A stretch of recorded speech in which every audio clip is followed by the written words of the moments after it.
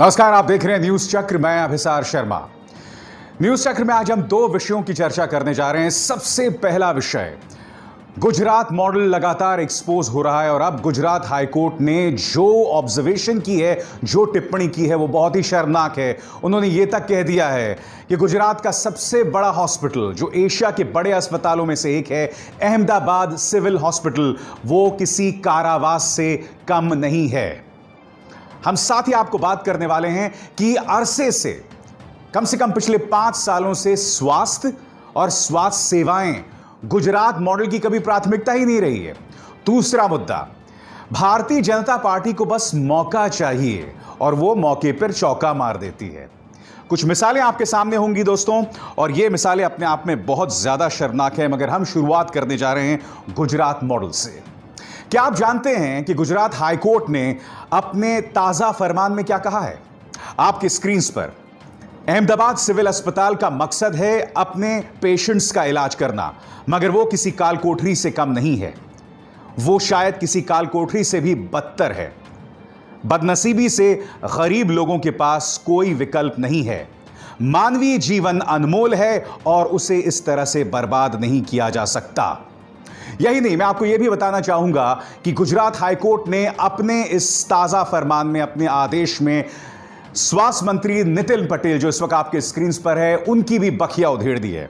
क्या कह रही है गुजरात हाईकोर्ट नितिन पटेल के बारे में? आपके स्क्रीन पर हम जानना चाहते हैं कि स्वास्थ्य मंत्री आखिर सिविल अस्पताल कितनी बार गए हैं और कितनी बार उन्होंने स्थिति का जायजा लिया है। क्या स्वास्थ्य मंत्री को पता है कि सिविल अस्पताल के मरीजों, डॉक्टर्स, नर्सिंग स्टाफ और तमाम जो एम्प्लॉइज हैं, उन्हें किस तरह की समस्याएं पेश आ रही हैं? अहमदाबाद सिविल अस्पताल के बारे में गुजरात हाईकोर्ट ने जो तल्ख टिप्पणी की है, वो सिर्फ एक अस्पताल के बारे में नहीं है।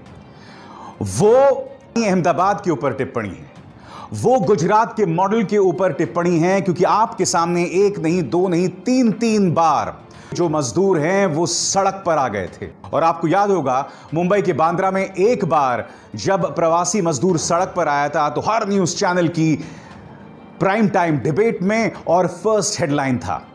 मगर जब सूरत में उड़ीसा के मजदूर सड़क पर आए थे और इस बात की शिकायत कर रहे थे कि उनकी हालत गुजरात के अंदर बद से बदतर होती जा रही है, तो उस पर किसी ने कुछ नहीं कहा। वायर की आपको यह खबर याद है? वायर की इस खबर के मुताबिक आपके स्क्रीन पर ज्योति सीएनसी, ये वो कंपनी है जिसने प्रधानमंत्री नरेंद्र मोदी को उनका वो चर्चित मोनोग्राम सूट दिया था, वो सूट जिसमें प्रधानमंत्री का अपना नाम लिखा हुआ था। क्या आप जानते हैं कि इस ज्योति सीएनसी के साथ गुजरात सरकार का करार होता है? और ये ज्योति सीएनसी से जो है करार ये होता है कि वो 5000 वेंटिलेटर्स मुहैया कराएंगे। वो वेंटिलेटर्स जो कि फर्जी वेंटिलेटर्स थे, वो वेंटिलेटर्स जो एम्ब्यू बैग्स थे, वो वेंटिलेटर्स जो पुडुचेरी मंगवाता है मगर फिर उसे वापस कर देता है क्योंकि उनकी हालत बद से बदतर है। मगर इस पर चूं तक नहीं होती, इसकी कोई चर्चा नहीं होती है।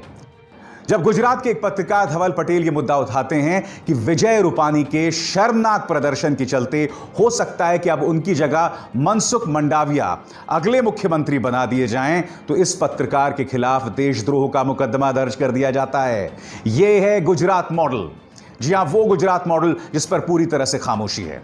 मैं आपको यह भी बताना चाहूंगा कि अहमदाबाद सिविल अस्पताल के बारे में जो विसिल ब्लोअर है, वो अनाम चेहरा जिसने शिकायत की है, जिसके बुनियाद पर गुजरात हाईकोर्ट ने यह तल्ख टिप्पणियां की है, उसका यह भी कहना है कि अहमदाबाद सिविल अस्पताल के अंदर जो डॉक्टर्स काम कर रहे हैं, जो नर्सेस काम कर रहे हैं, वो बहुत ही बद से बदतर हालात में काम कर रहे हैं। उनके पास पीपीई नहीं है, पर्सनल प्रोटेक्टिव इक्विपमेंट, यानी कि मास्क, ग्लव्स और वो बुनियादी चीजें जिसके जरिए आप लोगों का इलाज कर सकते हैं।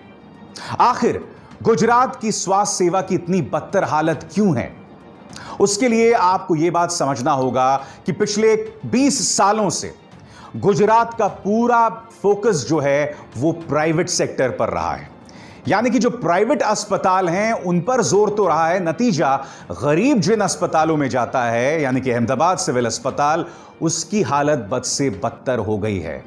और प्राइवेट सेक्टर पर फोकस के चलते स्वास्थ्य सेवाएं वहां की लगातार लचर बनी हुई हैं। मैं आपको यह बताना चाहूंगा कि आज से करीब 3 साल पहले गुजरात के सिविल अस्पताल में एक बहुत बड़ी घटना हुई थी। जी हां, 18 शिशु एक साथ मारे गए थे। 18 शिशु। यह वही दौर है जब गोरखपुर के बीआरडी मेडिकल कॉलेज में बड़ी तादाद में शिशु जो हैं वो एन्सेफेलाइटिस से मारे गए थे। तब अहमदाबाद में भी ऐसा बवाल हुआ था और उसे उस वक्त के प्रशासन ने सिरे से खारिज कर दिया था।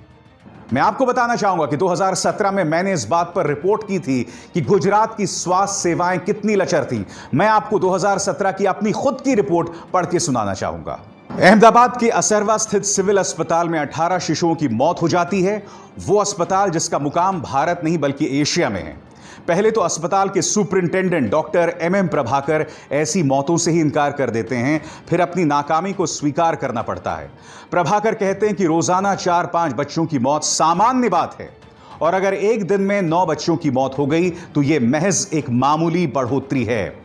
Doctor R K. दीक्षित की अध्यक्षता में इन मौतों पर बनी समिति के पहले मसौदे में अस्पताल की कोई आलोचना नहीं हुई। अलबत्ता यह जरूर कहा गया कि स्टाफ की संख्या, जिसमें रेजिडेंट डॉक्टर्स और नर्सें शामिल हैं, उन्हें बढ़ाने की जरूरत है। सबसे पहली बात, एक दिन में 9 बच्चों की मौत हो जाती है और डॉक्टर एम प्रभाकर ने आज से 3 साल पहले कहा था यह मामूली बात है। दूसरी बात, इस रिपोर्ट ने हालांकि उस वक्त भी अहमदाबाद सिविल अस्पताल को कटघरे में नहीं रखा था, मगर बावजूद इसके मैं आपको बताना चाहूंगा कि उस वक्त भी इस बात की कमी महसूस की गई थी कि किस तरह से रेजिडेंट डॉक्टर्स और नर्सेज की कमी है। दरअसल अगर हम अहमदाबाद सिविल अस्पताल की बात करें और गुजरात की स्वास्थ्य सेवाओं की बात करें तो दोनों जगह स्थिति बहुत दयनीय है। आपको याद है वो वीडियो? जी हां, कोरोना संकट के शुरुआती वक्त था जब एक पूरा परिवार 25 के 25 लोगों को अहमदाबाद सिविल अस्पताल लाया गया था और फिर उनके साथ जो बदतमीजी की गई थी वो हम सबको शर्मिंदा करने के लिए काफी है। वो वीडियो मैं चाहता हूं आप फिर देखिए। हेलो, मारू नाम सोनू नागर छे। 2 दिन पहले हमारा चेक हुआ था और हम 25 लोग पॉजिटिव डिटेक्ट हुए। यहाँ हम 3 बजे से सिविल हॉस्पिटल के नीचे है, कोई रेस्पॉन्स नहीं मिल रहा है sir. Already we are ill and no one are respond. कोई हमें रेस्पॉन्स नहीं दे रहा है। प्लीज, यहाँ हम 25 मेंबर्स है। यहाँ पे खाने पीने बिना people are standing over here. Case निकालने वाला सिर्फ एक ही बंदा है, वो भी इतनी बदतमीजी से बात करता है सबसे। वो बोलता है कि लाइन में खड़े रहो, बार बार बोलता है लाइन में खड़े रहो। 50 आदमी की जगह पर वो एक ही इंसान काम कर रहा है। और जहां तक गुजरात की स्वास्थ्य सेवाओं की बात है, मैं आपको बताना चाहूंगा कि जच्चा बच्चा स्वास्थ्य सेवा की बात करें, यानी कि मां और शिशु की स्वास्थ्य सेवा की बात करें, तो गुजरात की स्थिति सबसे बदतर है। मैं आपको बताना चाहूंगा CAG ने आखिर इस मुद्दे पर क्या कहा था। पहला, 2007 से 2012 के बीच सप्लीमेंट्री पोषण देने के बावजूद गुजरात में हर तीसरा बच्चा कुपोषण का शिकार है। करीब 1.87 करोड़ लोग एकीकृत बच्चा विकास सेवा यानी कि integrated child development services ICDS से महरूम हैं। अब आप कह सकते हैं कि भाई ये CAG तो है UPA सरकार के समय की CAG की थी, मगर मैं आपको बताना चाहूंगा कि महिला विकास कल्याण मंत्री गुजरात की उस वक्त कौन थी? वसुबेन त्रिवेदी। उन्होंने खुद ने गुजरात की जो स्वास्थ्य सेवा है उसके बारे में क्या कहा था। 14 जिलों के 6.13 लाख बच्चे कुपोषण का शिकार हैं और बाकी 12 जिलों में तो आंकड़े मौजूद ही नहीं हैं। अहमदाबाद जिले में करीब 85,000 कुपोषित बच्चे हैं। वो अहमदाबाद जो गुजरात मॉडल की नब्ज है।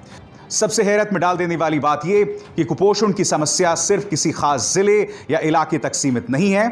बनासकांठा के आदिवासी जिलों, जिसमें करीब 78,481 बच्चे, से लेकर मध्य गुजरात के दाहोद, जिसमें करीब 73,384 बच्चे कुपोषण का शिकार हैं। जी हां, चाहे बच्चे, चाहे औरतें और चाहे वहां का सबसे बड़ा अस्पताल। और इस सब मुद्दे पर पूरी तरह से खामोशी छाई हुई है। दूसरी तरफ भारतीय जनता पार्टी है जो हर मौके पर चौका मारने से नहीं चूकती। जी हां, मौके पर चौका। भारतीय जनता पार्टी ऐसा कोई मौका नहीं छोड़ना चाहती संकट भी हो, त्रासदी हो, उसमें भी वो अपनी राजनीतिक रोटियां सेक लेती है। याद है आपको पुलवामा में जो हमला हुआ था जिसमें हमारे 40 जवान शहीद हुए थे? तब भी चुनाव आयोग लगातार कह रहा था कि इस मुद्दे का सियासी तौर पर इस्तेमाल ना करें, मगर प्रधानमंत्री नरेंद्र मोदी से लेकर अमित शाह से लेकर भारतीय जनता पार्टी का हर छुट भैया नेता इस मुद्दे का सियासी तौर पर इस्तेमाल करता रहा। अब खबर क्या आई है आपके स्क्रीन पर? यह तस्वीर आपको याद है ज्योति पासवान का? यह गुरुग्राम से बिहार तक अपने पिता को लेकर गई। उसके पिता की तबीयत ठीक नहीं थी और यह अपने पिता को साइकिल में लेकर गई। यह तस्वीर हम सबको शर्मिंदा करने के लिए काफी है। यह तस्वीर हमारे हुक्मरानों को शर्मिंदा करने के लिए काफी है। वो हुक्मरान जिन्होंने गरीब को सिर्फ लॉकडाउन के लिए 4 घंटे का वक्त संभलने के लिए दिया था, मगर अब जैसे मैंने कहा ना कि भारतीय जनता पार्टी के नेता हर मौके पर चौका मारने के लिए तैयार है। आपके स्क्रीन पर यह हैं केंद्रीय मंत्री रविशंकर प्रसाद, जो कि अपील कर रहे हैं किरण रिजिजू से, खेल मंत्री किरण रिजिजू से अपील कर रहे हैं कि ज्योति पासवान जो है उसने बहुत मुश्किल वक्त में अपने पिता को गुरुग्राम से बिहार की ओर ले गए। आप इस बच्ची का हौसला बढ़ाएं और खेल के क्षेत्र में आप इसका परीक्षण करें। यही नहीं, मैं आपको बताना चाहूंगा कि रामविलास पासवान ने क्या कहा है। मैं केंद्रीय मंत्री किरण रिजिजू से भी आग्रह करता हूं कि पूरी दुनिया में साहस की मिसाल कायम करने वाली देश की बेटी ज्योति पासवान की साइकिलिंग की प्रतिभा को और अधिक संवारने के लिए इसके उचित प्रशिक्षण और छात्रवृत्ति की व्यवस्था करें। इस पर किरण रिजिजू क्या कहते हैं? मैं विश्वास दिलाता हूं पासवान जी कि मैं स्पोर्ट्स अथॉरिटी ऑफ इंडिया अधिकारियों और साइकिलिंग फेडरेशन से ज्योति कुमारी के परीक्षण के बाद मुझे रिपोर्टिंग करने के लिए कहूंगा। यदि संभावित पाया तो उसे नई दिल्ली में IGI स्टेडियम परिसर में राष्ट्रीय साइकिलिंग अकादमी में प्रशिक्षु के रूप में चुना जाएगा। क्या आप जानते हैं इसका जवाब ज्योति पासवान ने क्या कहा है? ज्योति पासवान ने कहा है कि मुझे कोई जरूरत नहीं है इस बात की, मुझे पढ़ाई करनी है और मुझे उस बात पर जोर देना है। तो ये लोग मौके पर चौका लगाने से बिल्कुल नहीं चूकते। ये वीडियो देखिए दोस्तों, ये परिवार इतना बेबस था कि इन्हें अपना एक बैल बेचना पड़ा और अब बैल की जगह राहुल और उनकी पत्नी ने ले ली है। जी हां, देखिए किस तरह से ये अपने बुलक कार्ट को, अपनी बैलगाड़ी को चला रहे हैं और एक बैल जिसे उन्होंने बेच दिया है गरीबी के चलते, कोरोना संकट के चलते, उसकी जगह माता और पिता ने ले ली है। मैं जानना चाहता हूं केंद्र सरकार से कि आप इस दंपत्ति के लिए कौन सा खेल चुनेंगे, कौन सा स्पोर्ट्स डिसिप्लिन चुनेंगे? क्या आप इस मौके पर चौका नहीं मारना चाहेंगे? और अगर मौके पर चौके की बात हो ही रही है तो आइए हम आपको ले चलते हैं मध्य प्रदेश। यह तस्वीर माननीय मुख्यमंत्री शिवराज सिंह चौहान की, जो एक समारोह में बैठे हैं। जानते हैं समारोह में क्या हो रहा है? इस समारोह में कांग्रेस के कार्यकर्ता बड़ी तादाद में भारतीय जनता पार्टी में शामिल हो रहे हैं। इन तस्वीरों में आप देख सकते हैं कि फिजिकल डिस्टेंसिंग का पूरा पालन किया जा रहा है, क्योंकि आप देख सकते हैं जो भारतीय जनता पार्टी नेता बैठे हुए हैं बीच बीच में एक सीट की जगह है। मगर जहां तक मुझे याद है साफ तौर पर फरमान दिया गया था कि जब तक कोरोना को लेकर लॉकडाउन है, जब तक हालात गंभीर बने हुए हैं, तब तक राजनीतिक समारोह ना किया जाए। मैं जानना चाहता हूं शिवराज सिंह चौहान सरकार से कि क्या लॉकडाउन से मुकाबला करना आपकी प्राथमिकता है या कांग्रेस के कार्यकर्ता आपकी पार्टी में शामिल हों जिसमें आप लॉकडाउन की तमाम धज्जियां उड़ा दें? क्या आप भूल गए कि किन हालात में आपने शपथ ग्रहण किया था? ये तस्वीरें आपको याद है? क्या आप भूल गए कि आपकी अपनी स्वास्थ्य सचिव कोरोना वायरस से संक्रमित थीं और उनके जरिए करीब 48 मध्य प्रदेश सरकार के जो ब्यूरोक्रेट्स थे वो कोरोना वायरस से संक्रमित हो गए थे? क्या कोरोना वायरस से लड़ाई लड़ना, उससे मुकाबला करना मध्य प्रदेश सरकार के लिए एक मजाक है? जो भारतीय जनता पार्टी मौके पर चौका मारती है और ऐसे मौके पर भी सियासत करती है और ऐसे मौकों को भी वो अपनी निजी सियासत के लिए इस्तेमाल करती है, उनको मैं एक वीडियो दिखाना चाहूंगा। आप देखिए कि आपने इस देश के गरीब की क्या हालत कर दी है। ये वीडियो देखिए।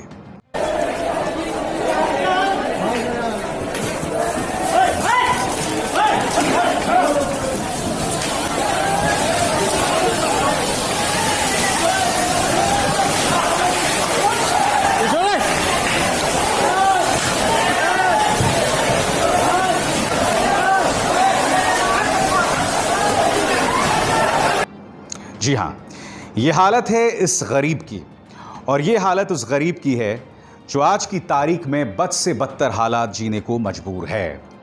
और क्या आप जानते हैं कि इस मौके पर जब सरकार को एक मानवीय चेहरा दिखाना चाहिए अपने नागरिकों के प्रति, जामिया मिलिया की एक छात्रा सफूरा जरगर को जेल भेज दिया जाता है। वो सफूरा जरगर जो प्रेग्नेंट है। इसकी चर्चा मैं आपसे कई बार कर चुका हूं, मगर आपके सामने एक और खबर। जी हां, क्या आप जानते हैं, आपकी स्क्रीन पर ये हैं दो जेएनयू की छात्राएं, नताशा नरवाल और देवांगना कलिता। इन दोनों को दिल्ली पुलिस अदालत ले जाती है और अदालत से अपील करती है कि हमें इनकी हिरासत दी जाए, क्योंकि इनका रोल है दिल्ली के दंगों में।